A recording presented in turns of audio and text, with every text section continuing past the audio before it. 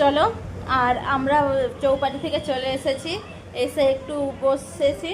আর এই যে এখন থামস আপ আছে, থামস আপটা একটু খাবো। আর আজকের কিছু খাবো নি, অনেক কিছুই খাওয়া হয়ে গেছে টুকটুক করে।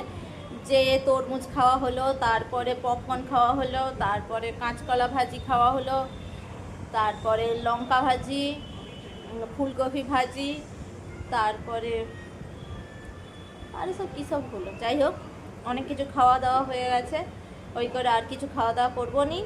আর আমাদের লোকটা দোকানে রাইস হচ্ছে, সে দোকানে রাইস খেয়ে নেবে।